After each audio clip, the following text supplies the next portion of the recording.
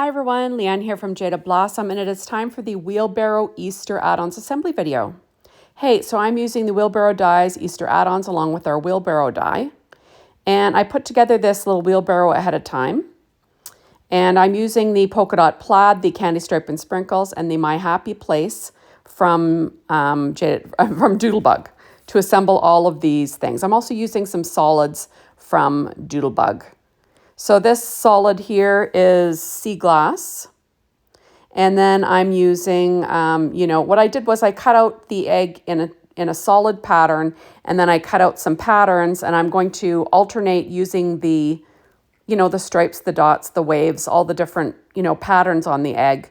And I'll split them up between two eggs, and then I'll have, two different pattern eggs. You know what I mean? So that's what I'm doing here. So super cute. I do use some Nuvo glue, and I do weight it down in between. And I did cut out a lot of eggs from paper tray ink white cardstock. And I used, like I said, all those patterns from Doodlebug as well. And that's candy stripe and sprinkles for the yellow here. And like I said, using reverse tweezers to pick things up. And some glue. And I do weight it down with an acrylic block in between. There we go. And this is candy stripe and sprinkles on the white cardstock again. There we go. I do weight it down. And then the yellow here is Doodlebug's sunflower. And then I'll add the candy stripe and sprinkles in this kind of tealish color. There we go. There's another egg. And I do weight it down. Like I said, you only need 5 of these eggs for my wheelbarrow. Now my wheelbarrow was cut out using my Happy Place for the pattern on the bucket of the wheelbarrow. And then I used Gmund Tindalo Woodgrain cardstock. It's just a wood grain kraft cardstock. For the wood handle, I used paper tray ink black cardstock and Recollections silver foil cardstock. For the rest of it. I did use Festive Berries Distress Ink to go around the bucket of the wheelbarrow, and I used ground espresso to go around the wood handle. So that's all. I just did that ahead of time because I have a video of putting together the wheelbarrow, so I figured you didn't want to watch me put that together again. So there we go. So like always, I used my Anna Griffin Empress machine to do my die cutting using some Nuvo glue, reverse tweezers, working on my Stampin' Up pad. So there we go. And I'm just adding in all of the stripes and bright colors, which is lots of fun. And, and I'll keep working on this.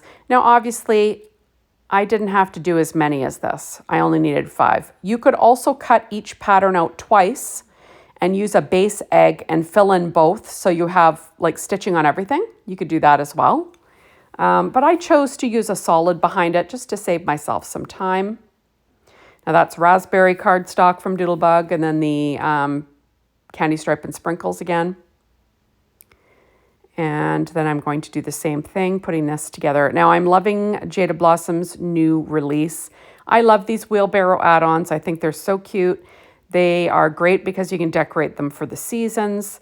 They take up a lot of space on an A2 size card front. So, lots of fun stuff. So, and I love die cutting. I really do. So it's lots of fun to do that. So there we go, and I've got a few more little eggs to put together, and then I can put together the rest. There you have it. So I've got the green as grasshopper green. Or, sorry, is that limeade? No, that's, that's limeade, I believe. And then I'm using the candy stripe and sprinkles again for the pattern. And sticking that down. So kind of fun stuff. And then I believe this is the last pattern egg I have to put together. And then I will be done this part, and I can assemble my little wheelbarrow full of eggs for you.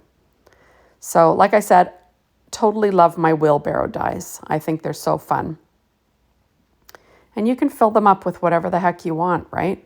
Now the nice thing about these dies too is that all the little items that go in the wheelbarrows you could use on your cards by themselves. You don't have to put them in the wheelbarrow at all. You could have a pile of eggs on your card. You could have a bunch of carrots on your card. You know, whatever you like. So there we go. And then I'm going to add the 3 dots. I will use my Studio Catty embellishment wand to pick those up. And there we go. And I'll stick that down. Now I do trim off that little dirt piece for the eggs because there's a tab there for the eggs. And then I'm going to stick down those eggs. I do pull in some white pigment ink. I kind of think of it at the end there, just to define around each egg. It's not a necessity, but I think that it looks pretty cute all together. So there we go. And like I said, I will pull out my close to my heart white pigment ink. It's called White Daisy, but any white pigment ink will do. And I'll run it around using this little sponge dauber.